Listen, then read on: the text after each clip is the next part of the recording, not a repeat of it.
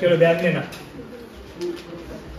हमने केटीओजी में अब तक पढ़ा अजम्पशंस। क्या पढ़े? अजम्पशंस। अजम्पशंस के बाद हमने आइडियल गैस इक्वेशन भी पढ़ा। क्या पढ़ा? Ideal gas equation.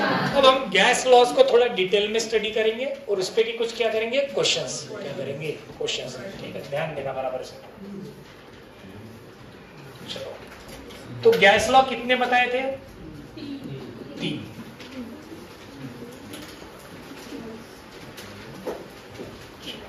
फिर गैस लॉस क्यों पढ़ना पड़ता? क्योंकि हमने यही कहा कि जो गैस लॉस को फॉलो करता है उसे ही हमने क्या नाम दिया? Ideal gas. क्या नाम दिया? Ideal gas. ठीक, तो गैस लॉस, तो पहला गैस लॉ कौन सा पढ़ा है अपन ने? Boyle's law. कौन सा लॉ था? बॉयल्स। वैसे थोड़ा डिटेल में डिस्कस करेंगे। तो बॉयल्स लॉ में हमने ये कहा कि अगर किसी गैस का टेम्परेचर कांस्टेंट रहता है, क्या कांस्टेंट रहता है? टेम्परेचर। तो टेम्परेचर अगर कांस्टेंट है means pressure will be inversely proportional to volume. इसका मीनिंग ये होता है कि प्रेशर बढ़ा तो वॉल्यूम घटेगा, प्रेशर कम हुआ तो वॉल्यूम बढ़ेगा। इसी को हम ऐसे लिख सकते PV बराबर कांस्टेंट, ऐसे भी लिख सकते, और P1 V1 बराबर P2 V2 भी बोल सकता मैं, क्योंकि प्रेशर इनटू वॉल्यूम क्या है? कांस्टेंट। क्या है? कांस्टेंट। इसे हम ऐसे लिखते हैं P1 बाय P2 बराबर V2 बाय V1। तो ये इनवर्स, इधर 1/2 है तो इधर 2/1। अगर हम इसके ग्राफ बनाने की कोशिश करें तो अगर मैं एक्सिस पे इधर PV ले रहा हूँ, क्या ले रहा हूँ? इधर फिर मैं चाहे प्रेशर लूं चाहे वॉल्यूम लूं, क्या लूं? प्रेशर या फिर वॉल्यूम। तो PV कांस्टेंट मतलब ये स्ट्रेट लाइन ही आएंगी। क्या आएंगी? क्योंकि PV कांस्टेंट है तो जो कांस्टेंट है उसके परपेंडिकुलर हमेशा स्ट्रेट लाइन आएंगी। हमेशा क्या आएंगी? Straight line. क्लियर? तो यहाँ इस साइड पे प्रेशर लो चाहे वॉल्यूम। अब PV डायग्राम अगर मैं प्लॉट करता हूँ प्रेशर अगेंस्ट वॉल्यूम, तो ये आता है कर्व। अब ये कर्व क्यों आता है वो देख लेते हैं। अगर वॉल्यूम बढ़ रहा है तो इधर जाएगा, अगर वॉल्यूम कम हो रहा है तो ऐसे ऊपर आएगा। नीचे जा रहा है तो एक्सपेंशन बोलेंगे, ऊपर जा रहा है तो कंप्रेशन। क्या बोलेंगे? सर फिर ये कर्व क्यों लिया वो देख लेते हैं। अपने पास क्या था? PV बराबर कांस्टेंट, ये हमने ऑलरेडी पढ़ा है बराबर। PV की वैल्यू किसके बराबर है बेटा? कांस्टेंट। तो अगर मैं इसका स्लोप निकालना चाहूँ तो पहला as it is derivative of second plus second as it is derivative of first. तो ये PdV बराबर उधर गया तो ये क्या हो जाएगा? -VdP। तो ये dV उधर लाएंगे तो -P/V बराबर dP/dV। तो dP/dV is basically slope of constant temperature. इसका स्लोप है ये कांस्टेंट। ये ऑलरेडी अपन ने साउंड वेव्स में भी पढ़ा। किसमें पढ़ा था? Sound waves. एडियाबैटिक में गामा टाइम से आया था। इधर P/V। तो अब प्रेशर और वॉल्यूम का रेशो कांस्टेंट है क्या? नहीं, इसलिए P और V का यहाँ पे क्या बनता है? कर्व बनता है। क्या बनता है? कर्व। क्लियर हो गया? यस और नो? समझ गए क्या? ठीक, तो ये तो हमें ये डायग्राम बनाते आनी चाहिए। तो इसमें कौन कांस्टेंट है भैया? टेम्परेचर। यहाँ पे भी कौन कांस्टेंट है? टेम्परेचर। टेम्परेचर कांस्टेंट मतलब PV कांस्टेंट। टेम्परेचर कांस्टेंट मतलब PV कांस्टेंट। क्लियर हुआ? This is all about Boyle's law. किसके अबाउट हुआ? Boyle's law. मतलब टेम्परेचर क्या था? कांस्टेंट। तो फॉर एग्जांपल अगर मैं बोलूं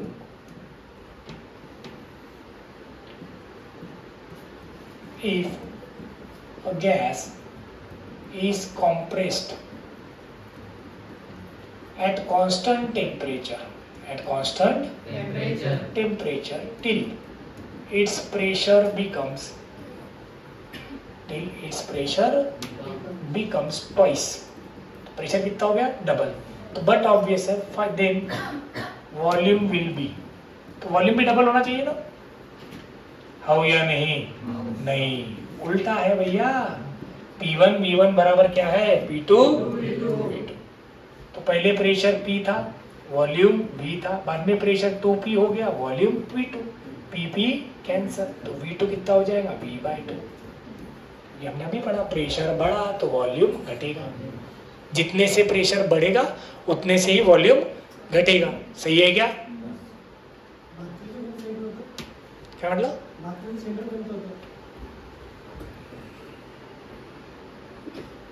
क्लियर है? तो V2 क्या बन गया, V/2। प्रेशर डबल हुआ तो वॉल्यूम हाफ हो जाएगा, प्रेशर ट्रिपल हुआ तो वॉल्यूम V/3 हो जाएगा। समझ में आ रहा है क्या? जितने फैक्टर से बढ़ेगा उतने से दूसरा घटेगा। ऐसे ही क्वेश्चन में दूसरा क्या बना सकता, वॉल्यूम बदला तो प्रेशर मिलेगा। क्या मिलेगा? प्रेशर। क्लियर हुआ क्या पूरी तरीके से बॉयल्स लॉ? अरे समझ में आया? कौन सा लॉ? Boyle's law. अब नेक्स्ट क्लियर है? चलो दूसरा लॉ कौन सा था अपना? Charles law. कौन सा लॉ था? चार्ल्स लॉ ने क्या कहा था? क्या कांस्टेंट रहता है चार्ल्स लॉ में? प्रेशर। इसने कहा अगर प्रेशर कांस्टेंट है, क्या कांस्टेंट है? Pressure, then volume will be proportional to temperature. Volume will be proportional to temperature. तो ये हो जाएगा V/T बराबर कांस्टेंट, मतलब V1/T1 बराबर मैं क्या लिख सकता हूँ? V2/T2, या फिर V1/V2 को मैं क्या लिख सकता हूँ? T1/T2। सीधे चलेंगे, ये 1/2 तो ये भी 1/2 चलेगा। समझ गए?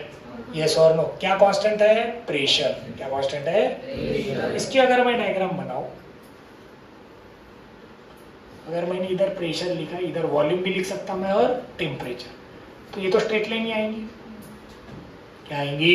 क्योंकि प्रेशर क्या है? कांस्टेंट। अगर मैं ऐसा कर दूं, इधर ले लो वॉल्यूम या फिर टेम्परेचर, तो प्रेशर इधर लिया तो इधर स्ट्रेट लाइन आएंगे, क्योंकि प्रेशर क्या है? कांस्टेंट। समझ रहे हो? अगर बढ़ रहा होगा तो ऊपर जाएंगे, कम हो रहा है तो नीचे। किसकी बात कर रहा मैं? वॉल्यूम या फिर टेम्परेचर। किसकी बात हुई? वॉल्यूम या फिर। और ग्राफ ऐसा भी दिया रह सकता, इधर V/T रख दे, तो V/T तो कांस्टेंट है ना, V/T क्या है? अभी तो देखा। समझ गए? तो कोई भी ग्राफ पहचान में आना चाहिए। फिर इधर क्या लिखो आप? इधर वॉल्यूम लिखो या फिर टेम्परेचर। वॉल्यूम लिखो या फिर टेम्परेचर। समझ गए क्या? यस और no? V/T is nothing but pressure. कौन कांस्टेंट हुआ? Pressure constant. V/T कांस्टेंट मतलब प्रेशर कांस्टेंट। समझ गए क्या? तो ग्राफ तो किसी भी फॉर्म में पूछ सकते हैं, ग्राफ किसी भी फॉर्म में पूछा जा सकता है। सेम ऐसे ग्राफ आप थर्मोडायनामिक्स में भी पढ़ोगे, इसी को कांस्टेंट प्रेशर प्रोसेस बोला जाएगा और उसी को नाम आइसोबैरिक दिया जाएगा। क्या नाम दिया जाएगा? आइसोबैरिक। चीजें वही, चीजें सारी वही। क्लियर? ठीक। तो अगर मैं इसमें अभी सवाल बनाना चाहूं, अगर मैंने कहा at constant pressure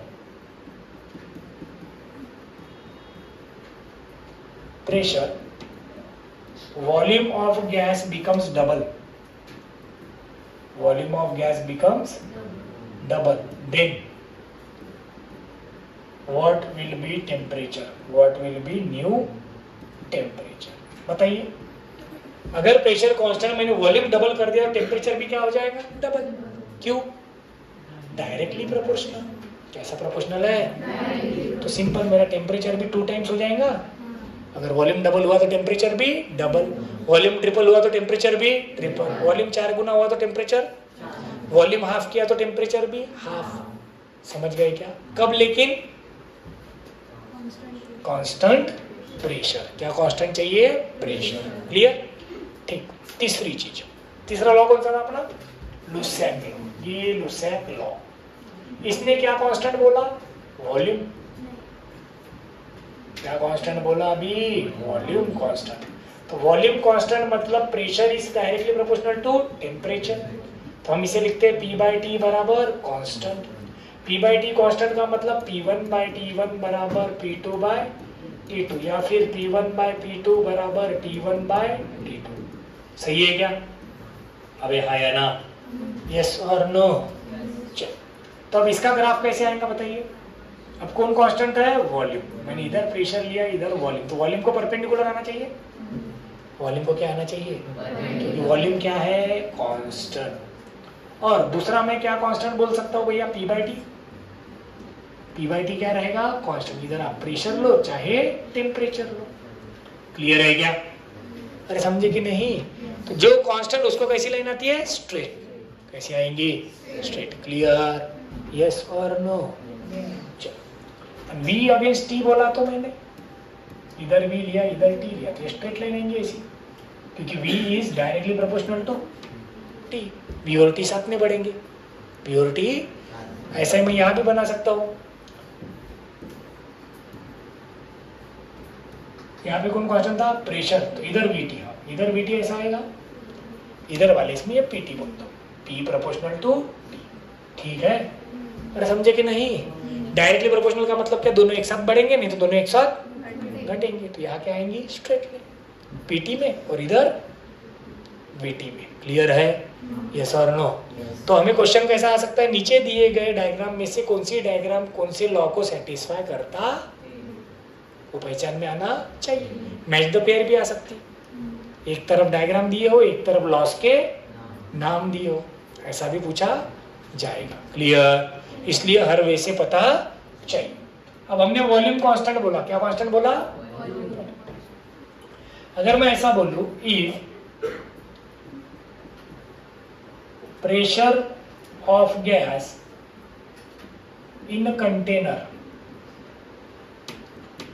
increased by 2%, increased by 2%, then find percentage change in temperature।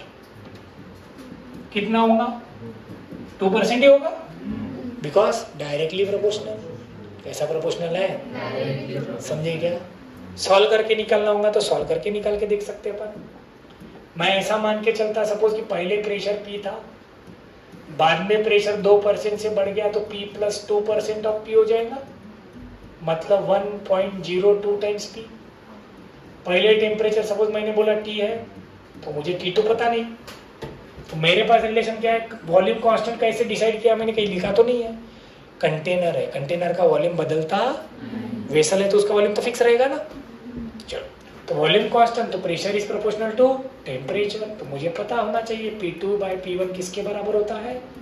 T2 bye T1। तो P2 कितना है? 1.02 टाइम्स P। P1 कितना है? P। T2 बाय ये T था, PP। तो T2 भी कितना है? 1.0 टाइम्स T। तो 0 से बढ़ा ना, 0.02 मतलब कितने परसेंट से बढ़ा? 2%। कितने परसेंट से बढ़ा? डायरेक्ट भी लिख सकते हैं अपन, निकालने की जरूरत, क्योंकि हमें पहले से पता है कि अगर वॉल्यूम कांस्टेंट है तो pressure will be proportional to temperature, और अगर प्रेशर कांस्टेंट है तो volume will be proportional to temperature. सही है? यस और नो? और अगर टेम्परेचर कांस्टेंट है तो pressure is inversely proportional to volume. क्या रहेगा? Inversely proportional to volume. ठीक है, तीनों लॉस समझ में आ गए? यस और नो? चलो अच्छे से लिख लो एक बार।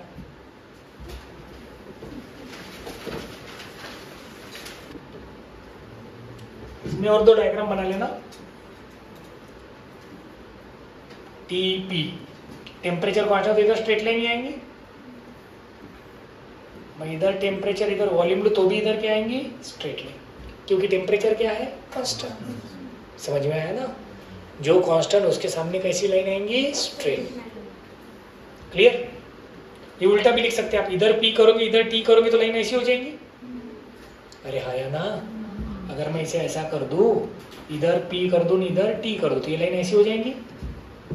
समझ रहे हो? इधर V इधर T, तो ये लाइन ऐसी हो जाएंगी, क्योंकि टेम्परेचर क्या है? कांस्टेंट। तो ऐसे कितने भी डायग्राम अपन बना सकते हैं।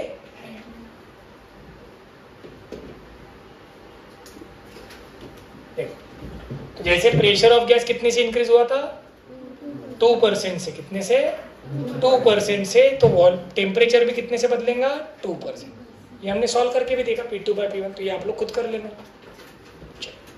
अब एक इंपॉर्टेंट चीज जो हम यूज करेंगे उस पर ध्यान दो। अगर कोई कंटेनर ऑफ गैस है, मतलब जो भी वेसल दिया होगा XYZ जो भी रहेगा, ठीक है, अगर इसमें कुछ गैस है मतलब इसका कुछ तो भी क्या होगा? प्रेशर, कुछ वॉल्यूम, कुछ टेम्परेचर, कुछ नंबर ऑफ मोल्स। अब इसे थोड़ी देर बाद मैंने हीट किया, तो अगर कंटेनर फिक्स है तो वॉल्यूम क्या रहेगा? कांस्टेंट। प्रेशर बढ़ सकता है, टेम्परेचर भी बढ़ सकता है। हीट करेंगे तो टेम्परेचर बढ़ेगा, टेम्परेचर बढ़ेगा तो प्रेशर भी।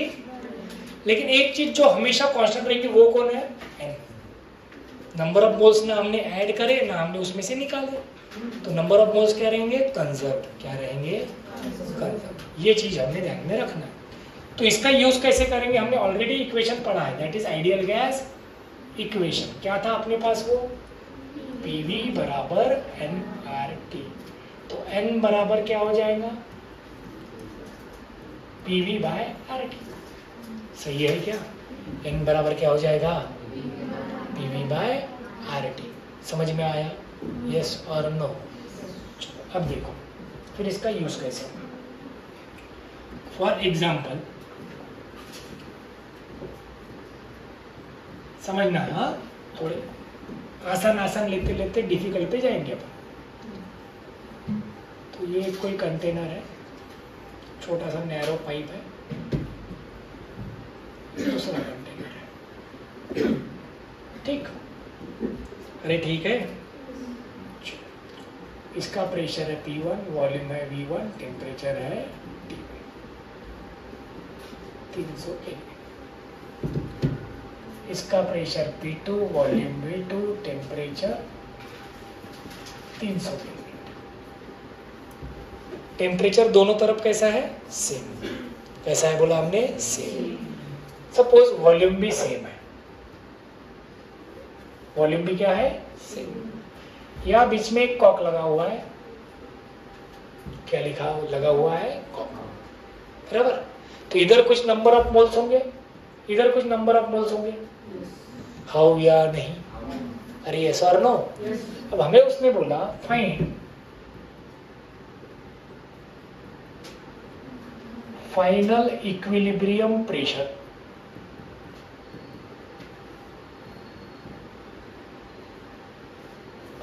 फाइनल इक्विलिब्रियम प्रेशर, बराबर। If V2 is equal to V1, V2 is equal to क्या, ऐसा हमें बोला। V2 और V1 क्या है, सेम। Final pressure. अब सिंपल सी बात है, अब अगर मैं ये कॉक ओपन कर दूं, इधर प्रेशर ऑफ गैस ज्यादा है, इधर प्रेशर ऑफ गैस सपोज कम है, late P2 is greater than P1। क्या दिया है हमें क्वेश्चन में, समझो। P2 इज, हम सिर्फ समझने के लिए कर रहे हैं पहला सवाल। P2 क्या है, P1 से ज्यादा। तो सिंपल है, जिधर प्रेशर ज्यादा होगा उधर से गैस दूसरी तरफ जाएंगी। कब तक जाएंगी, जब तक दोनों तरफ प्रेशर क्या नहीं होता, सेम। क्या नहीं होता, सेम। मतलब कुछ देर के बाद दोनों तरफ प्रेशर क्या हो जाएगा, सेम। वॉल्यूम भी सेम ही है, टेम्परेचर भी सेम, तब जाके इक्विलिब्रियम आ जाएगा। सही है क्या? अब इस पूरी प्रोसेस में क्या नहीं बदला, नंबर ऑफ मोल्स। पहले जितने थे बाद में भी, सही है क्या? दोनों के मिला के नंबर ऑफ मोल जितने थे उतनी है, अलग अलग है क्या, नहीं। तो मैं ऐसा बोल सकता हूँ क्या, देखो पहले इसके मोल्स का फॉर्मूला होता था, n क्या होता है, PV बाय R। तो इसके मोल्स क्या होते, P1 V1 बाय T1। सही है, P1 V1 बाय T1, ये R भी लगा देते, प्लस इसके moles P2 V2 bye RT2 बराबर बाद में PV बाय RT प्लस इसके। सही है क्या? यस और नो? अब दोनों तरफ का टेम्परेचर ये तो सेम था, तो ये तो कैंसिल हो गया। दोनों तरफ का वॉल्यूम भी क्या है, सेम। तो ये क्या था, P1 प्लस P2 बराबर P प्लस P कितना हो गया, 2P। तो P कितना, P1 प्लस P2 बाय 2। समझे क्या? यस और नो? तो हमने क्या इक्वेट किया, जितने नंबर ऑफ मोल्स पहले थे उतने ही नंबर ऑफ मोल्स बाद में। समझ में आया? मतलब नंबर ऑफ मोल्स क्या रखे अपन ने, कंजर्व्ड। क्या रखे, क्योंकि ना कोई मॉलिक्यूल्स बाहर गए हैं ना कोई मॉलिक्यूल्स, पूरे सिस्टम के नंबर ऑफ मोल्स तो वैसे के बदला कौन, प्रेशर वॉल्यूम और टेम्परेचर। समझे? अरे क्लियर है? अब इसी को थोड़ा अच्छे क्वेश्चन पे से समझते हैं। ऐसा क्वेश्चन लेते, थोड़ा सा अच्छा क्वेश्चन लेते हैं।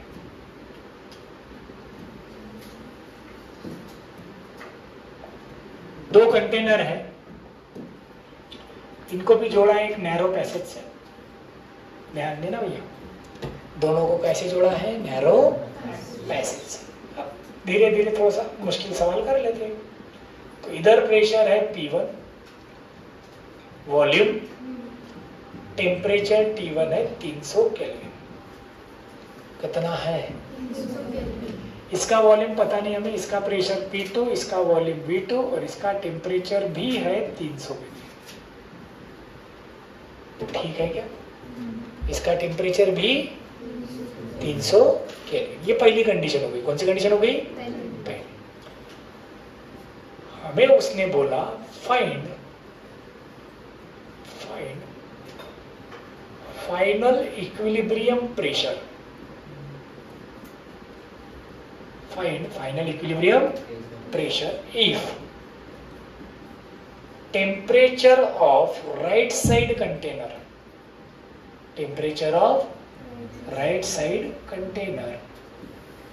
is increased, क्या कर दिया इसे? बढ़ाया, increase to 500 Kelvin। कितना कर दिया? 300 का बस। and maintain, एंड क्या करा इसे? Maintain. And temperature in left side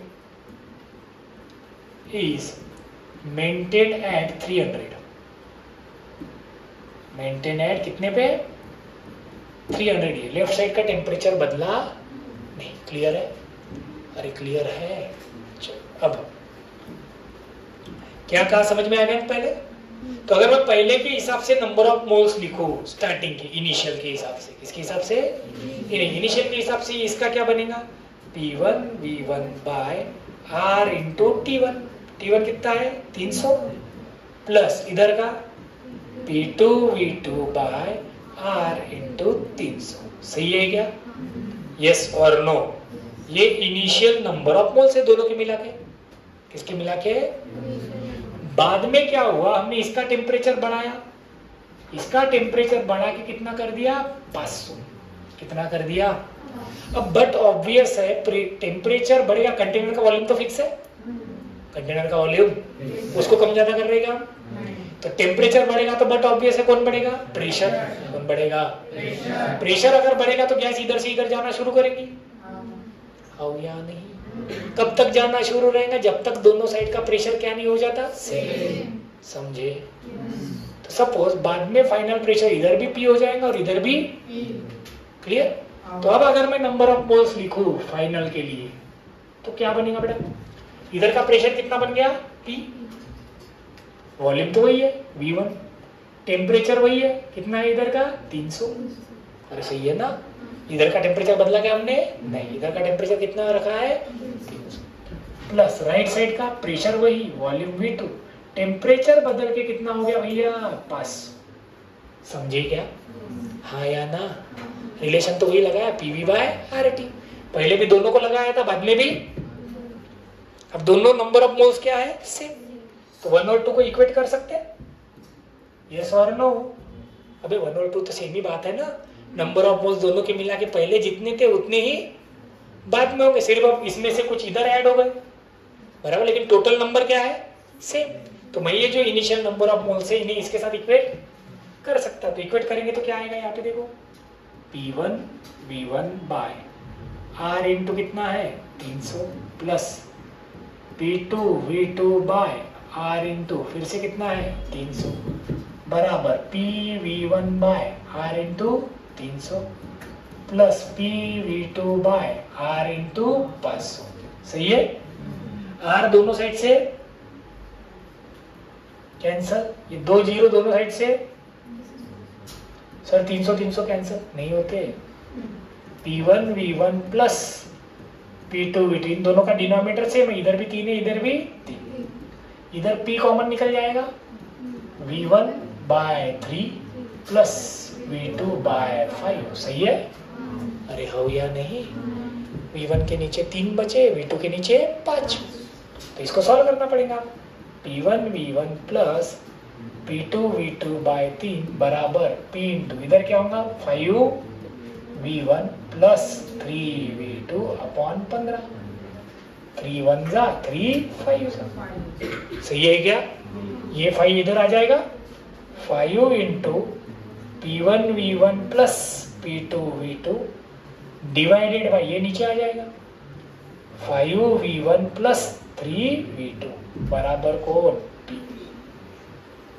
समझा? अरे समझ में आया? तो फाइनल प्रेशर मिल गया। क्लियर है? तो नंबर ऑफ मोल कंजर्व कैसे रखेंगे समझ में आ गया ना? पूरे सिस्टम के नंबर ऑफ मोल्स क्या है, जितने थे उसको कोई फर्क पड़ा? समझ में आया? यस और नो? क्लियर हुआ? फिर से एक बार बता देना। हमें दो कंटेनर दिए थे, एक कंटेनर का pressure P1 volume, V1 temperature 300, दूसरे कंटेनर का pressure P2 volume, V2 temperature 300। पहले दोनों तरफ टेम्परेचर कितना है, सेम 300 300। इधर प्रेशर P1 इधर प्रेशर P2। हमें पता नहीं सेम नहीं हो सकते P1 P2, कुछ बोलना नहीं है उसके बारे में। फिर क्या कहा उसने, राइट साइड के कंटेनर का टेम्परेचर कितना कर दिया, 500। तो जैसे जैसे टेम्परेचर बढ़ेगा तो प्रेशर भी बढ़ेगा। प्रेशर बढ़ने के कारण इधर से गैस मॉलिक्यूल इधर जाना शुरू करेंगे। उसने ये बोल के रखा है हमें कि टेम्परेचर इसका 500 बढ़ा के वैसे ही रखा, इसका 300 वैसे के वैसे है, उसको कोई फर्क पड़ा? दिमाग ये नहीं लगाना मॉलिक्यूल इधर ऐसा और गर्म होके तो टेम्परेचर बढ़ेगा। उसने कंडीशन दी है हमें कि टेम्परेचर बदलेगा, तो हमने क्यों दिमाग लगाना, कांस्टेंट है। समझ गए ना? ठीक। तो हमने ये देखा पहले के हिसाब से मैंने नंबर ऑफ मोल्स लिखे। नंबर ऑफ मोल्स क्या होते हैं, PV/RT क्या होते हैं, मैंने लगा दिया P1 V1/R into T1। दूसरे साइड भी लगाया P2 V2/R into T। ये हो गई पहली घड़ी। फिर मुझे पता चला इसका टेम्परेचर मैंने कितना कर दिया, 500।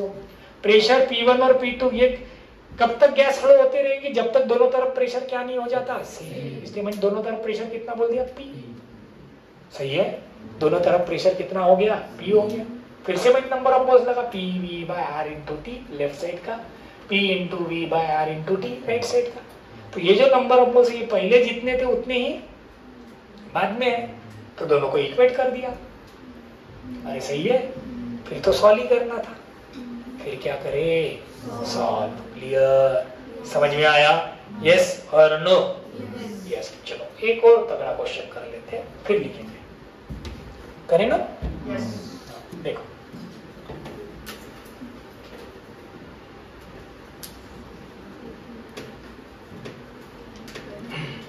ध्यान देना,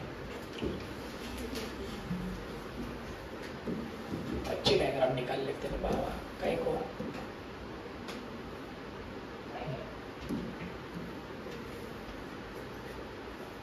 चलो फिर से एक कंटेनर है, क्या है, एक कंटेनर है,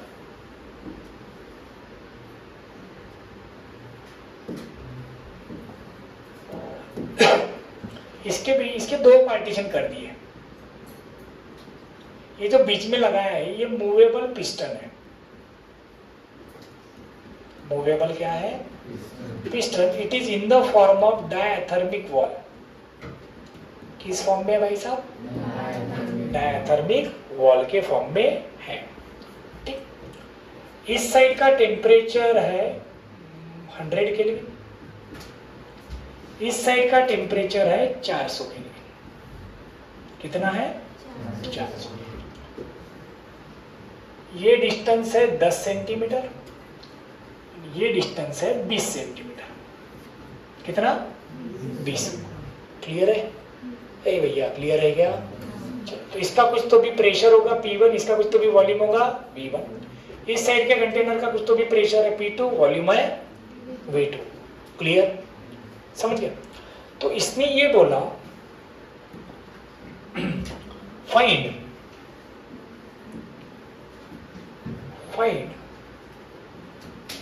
डिस्प्लेसमेंट ऑफ पिस्टन। किसका डिस्प्लेसमेंट निकालो बोला भैया, displacement of piston when two sections are in equilibrium। किसका डिस्प्लेसमेंट निकालो बोला उसने, पिस्टन का। किसका, पिस्टन का। कब का, जब दोनों सेक्शन काय में आएंगे, इक्विलिब्रियम में आएंगे। काय में आएंगे, क्लियर है? यस और नो? तो हमें एक्स पूछा है, क्या पूछा है, देखो क्लियर है ना? इतना ध्यान दो, क्वेश्चन समझ में आ गया सबको? अब ये डायथर्मिक का वर्ड का मीनिंग क्या होता है कि यहां से इधर हीट ट्रांसफर हो सकती है, इधर से इधर हीट क्या हो सकती है? ट्रांसफर। क्या हो सकती है? हीट। सिंपल सी बात है, इसका टेम्परेचर कितना है? 400। इधर का टेम्परेचर कितना है? 100। कितना है? 100। बट ऑब्वियसली इधर से हीट कहाँ जाएंगी? आया ना? तो जैसे जैसे इधर से हीट इधर जाना शुरू करेगी, इधर की गैस का टेम्परेचर बढ़ना शुरू होगा। आया ना? बढ़ना क्या होगा? शुरू। जैसे जैसे टेम्परेचर बढ़ेगा, इधर की गैस का प्रेशर भी बढ़ेगा। सही है क्या? क्या बढ़ेगा? प्रेशर। तो जैसे जैसे इधर की गैस का प्रेशर बढ़ेगा, ये पिस्टन पे धक्का लगाना शुरू कर देंगी। तो ये पिस्टन कहाँ सरकेगा? राइट में। कहाँ सरकेगा? क्लियर है क्या? यस और नो? चलो ठीक है। तो ये राइट में सरकेगा, इधर कम होते जाएगा। ऐसा कब तक चलेगा? जब तक दोनों साइड का टेम्परेचर सेम नहीं हो जाता। क्या सेम नहीं हो जाता? टेम्परेचर। सही है क्या? और प्रेशर भी सेम हो जाएगा, तब इक्विलिब्रियम बन जाएगा। सही है क्या? यस और नो? क्लियर हुआ?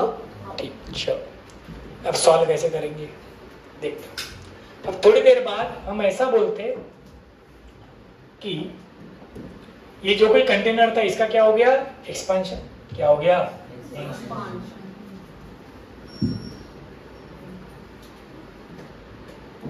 तो ये पहले यहाँ पे ही था। जब ये कितना था भैया? 10। कितना था? 10। इधर कितना था? 20। कितना था? 20। सपोज ये इधर राइट में मूव हो गया x। कितना चला इधर? x। समझे क्या? हाउ या नहीं?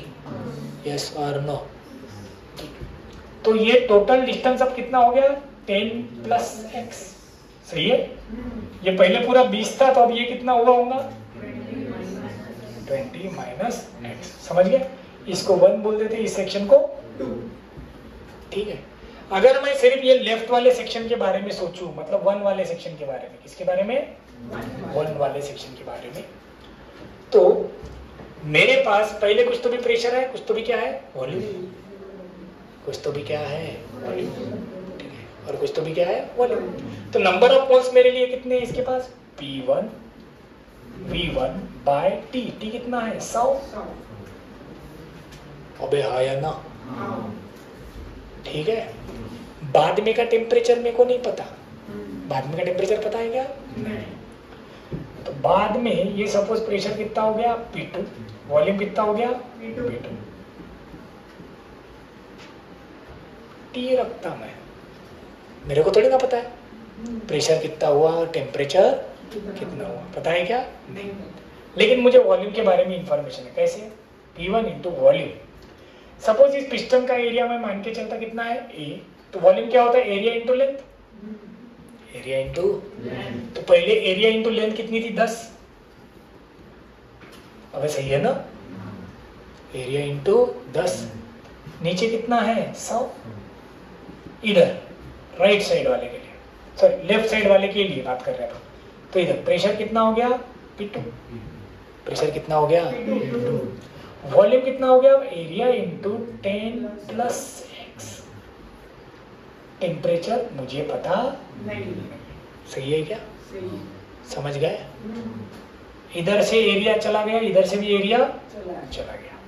तो ये बचा मेरे पास 10 P1 बाय 100 बराबर 10 plus x P2 bye T। अबे सही है क्या? हाउ या नहीं? यस और नो? ये मैंने लेफ्ट साइड के कंटेनर को लिखा, ऐसे में क्या के लिए लिख सकता? अब राइट साइड वाले का प्रेशर मेरे को पता नहीं। समझ गए? तो ऐसा समझ के चलो दोनों तरफ प्रेशर क्या था? सेम। बाद में लगाएंगे अपन, पहले ही। अब दूसरे लेफ्ट राइट साइड वाले के लिए लगा सकता हूँ मैं सेम। तो राइट साइड वाले के लिए पहले वॉल्यूम कितना था भैया? Area into 20। Area into temperature कितना था? 400। टेम्परेचर कितना था? 400। चलो इसको मैं P1 है तो इसको P1 डैश बोल देना, चलेगा? मतलब 2 वाले को 2 के हिसाब से सॉल्व करते इधर वाले को। चलो ये क्या होता, P2 V2 बाय टेम्परेचर कितना था 400, P2 dash V2 dash by temperature पता सही है? अबे सही है क्या? चलो P2 इंटू V2 कितना था, एरिया इंटू पहले कितना था 20, बाद में कितना हुआ बे, area into 20 minus x upon t. सही है क्या? अरे हो गया नहीं?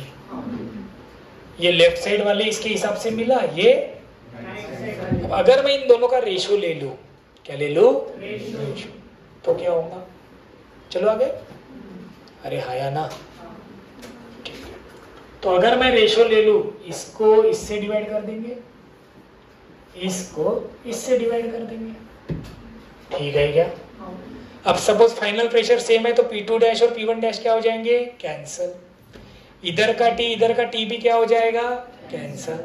अगर मैंने बोला P1 और P2 सेम थे तो ये भी सब क्या हो जाएंगे? कैंसल। तो बचेगा कौन? सिर्फ X। कौन बचेगा? समझ गए क्या? रेशो लेंगे, क्या मिल जाएगा हमें? X। क्या मिल जाएगा?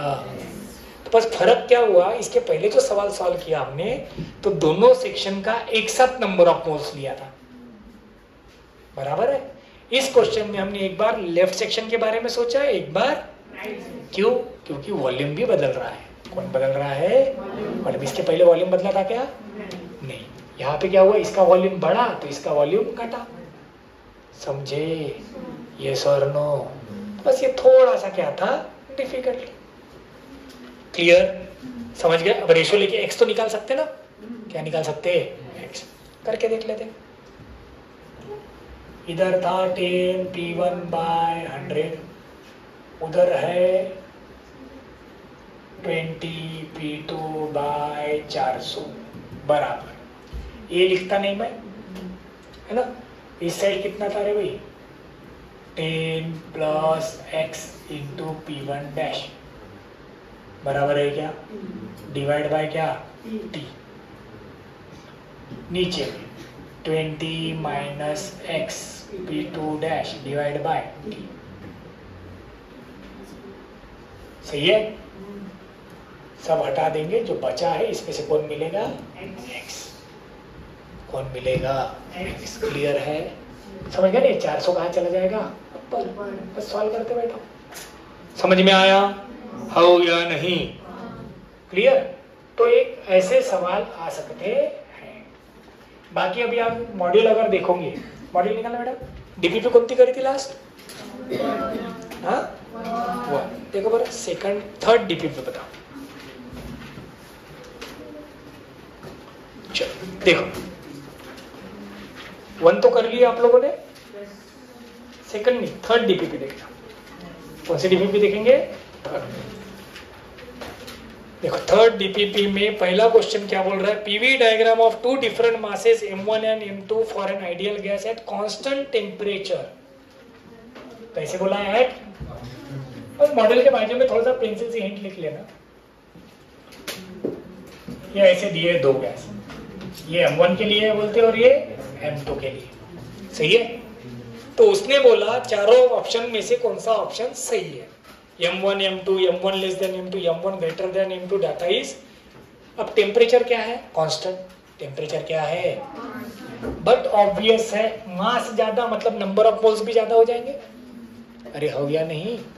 बेसिक रिलेशन क्या है? पीवी बराबर क्या रहता है? कांस्टेंट। पीवी बराबर क्या होता है? एनआरटी। क्या होता है? तो अगर मास ज्यादा है मतलब एन ज्यादा है, तो पीवी के नीचे का रीजन भी ज्यादा होना चाहिए। तो इसलिए M1 should be greater than M2। ये देखो ऊपर गया तो पीवी के नीचे का एरिया बढ़ गया ना, प्रेशर इनटू वॉल्यूम की वैल्यू क्या हो गई? बढ़ गई। ऊपर वाले के लिए ज्यादा है, नीचे वाले के लिए कम। तो आंसर क्या होगा? M1 greater than M2। ठीक है क्या? अरे ठीक है। चलो दूसरा क्वेश्चन 2 देख लो। If volume of gas is to be increase 4 times, कितने टाइम्स बढ़ाना है? अगर वॉल्यूम मुझे 4 गुना बढ़ाना है, ठीक है, टेम्परेचर मस्ट बी डबल, नहीं ऐसा तो नहीं हो सकता। अगर प्रेशर कांस्टेंट रहता तो टेम्परेचर को भी 4 गुना बढ़ाना पड़ता, ऐसे ही पढ़ा ना हमने। दूसरा ऑप्शन क्या बोल रहा, eight constant pressure temperature must be increase 4 times, ये सही है क्योंकि हमने पढ़ा अभी अगर प्रेशर कांस्टेंट है तो volume is proportional to temperature. अगर मुझे वॉल्यूम 4 गुना बढ़ा है तो बट ऑब्वियस है मुझे टेम्परेचर भी कितने टाइम्स बढ़ाना पड़ेगा, 4 टाइम्स। समझ गए? अरे हाँ या ना। चलो नेक्स्ट, थर्ड एग्जांपल देखो। The volume of gas at 20 degree Celsius is, मतलब T1 कितना दिया है 20, सेल्सियस को केल्विन करना भूलना नहीं। वॉल्यूम कितना दिया है 200 ml, ml मतलब millilitre. If temperature is reduce to, temperature कितना हो गया बोलते हैं -20, मतलब 273 प्लस -20 मतलब 253। एट कांस्टेंट प्रेशर, प्रेशर क्या है कांस्टेंट, तो वॉल्यूम बताओ। तो मुझे पता है प्रेशर कांस्टेंट है मतलब volume is directly proportional to temperature. तो मैं डायरेक्ट लिखूंगा V2/V1 बराबर T2/T1, 293 डिवाइड बाय 253। तो V2 इक्वल V1 इधर चला जाएगा, V1 कितना है 200।